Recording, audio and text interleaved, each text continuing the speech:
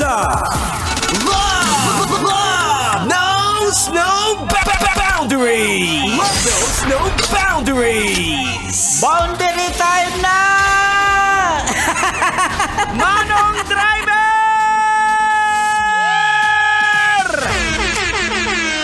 Boundary time na! Makinig mga kabisyo! Isa na namang maswerteng driver ang mananalo ng 1,500 pesos! Wow! Ito na po, hindi na natin to patatagalin. Ang maswerteng driver na mananalo ng 1,500 pesos. Walang iba, kundi si... Ang kanyang minamaneho ay... Move It!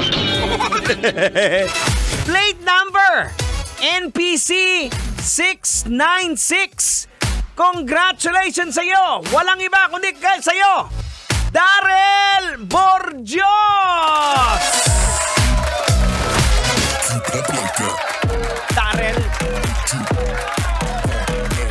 Darrell, congratulations sa'yo. Darrell, congratulations sa'yo. Darrell, ikaw ang nanalo. Oh, yeah. Oh, di ba? May ganun kayo? 1,500 pesos ang iyong napanalunan.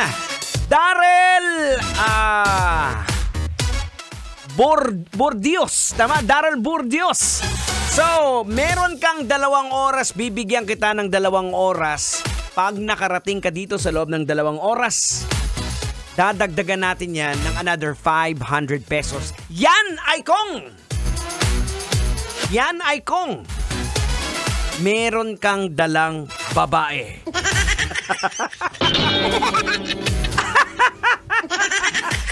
Kung meron kang kasamang babae dito sa station, ha? Again, 7:30 tinawag mo hanggang 9:30 ng gabi. Nandito naman si Rakitera. Ipakita mo kay Rakitera ang chicks mong kasama. Oo, pero dapat asawa o girlfriend mo, ha? Para ang maiuwi mo, sarado, 2,000 pesos. Okay? So again, congratulations sa iyo, Darrell Borgios ng Move It. Saan ka man ngayon naroroon? Sugod na dito sa aming himpilan at tatampaling kita ng 1,500 pesos! Okay mga kabisyo, eto na. Dami nating pag-uusapan. Eto na nga, hindi na natin patatagalin to, Tang. Pag-usapan na natin to. Inireklamo ang isang bahay na ipinatayo sapagkat malaking abala umano ito dahil nasa gitna mismo ng daan ng isang bahay. Oh no!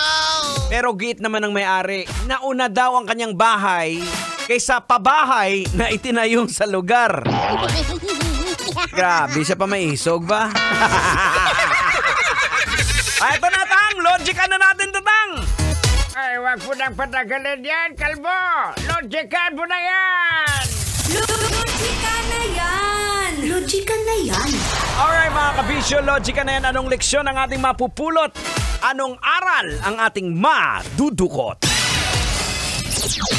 Boards! Basic to na mga kwento na naririnig po natin sa mga rural areas. Yung mga liblib na ng mga probinsya, yung basta magpatayo ka lang ng bahay kahit walang titulo, di ba? Pero itong napabalita na inireklamo, halos na sa urban area na. At ayon sa balita, nag-alok na daw ng relocation ng NHA pero ayaw tanggapin. Oh no! Sabi pa nga ng iba, ikaw na yung nag-squat, ikaw pa yung maarte. Baka gusto mo, ilipat ka sa Ayala Alabang. Alam nyo ba mga kabisyo? Ito nung nag-check ako ng presyo ng bahay, ng price range sa Ayala Alabang. Ito po, take note again 2017 to na price range . nasa 62 million to 448 million pala yung bahay dyan. Wow! Ayala alabang! Ang bihira naman. Now, mga kabisyo-logican po natin. Maraming tao po ang ayaw umalis sa isang lugar. Diba? Kahit wala silang titulo dahil sa matagal ng paninirahan. Kawalan po ng alternatibong tirahan, yung emotional attachment nila sa lugar, yung pag-asa sa regularisasyon at siyempre pakiramdam na pinapaboran sila ng batas. Well, kadalasan ang kanilang mga koneksyon sa lugar at komunidad ay medyo malalim na. So nararamdaman nila na ang pagpapaalis sa kanila ay pagpapaalis din o pag-alis din ng bahagi ng kanilang pagkatao at kasaysayan. Pero dapat maging practical din naman tayo. Kasi unang-una, alam naman natin na hindi tayong nagmamay-ari dyan, di ba? At pag may nag-offer, tanggapin na. Isa mawalan ka, di ba? O kagaya na lang ng kakilala mo, Boards, di ba? Nagmatigas. Ayun, dinimolish yung bahay. May pera na sana, nagmatigas.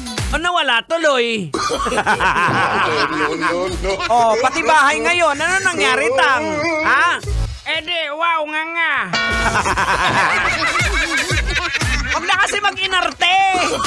Kasi unang-una, pag alam mo naman na hindi naman talaga sa'yo dyan, wala kang karapatan out of gratitude, bibigyan ka ng bahay, inoferan ka ng relocation or babayaran ka, tanggapin mo na, friend.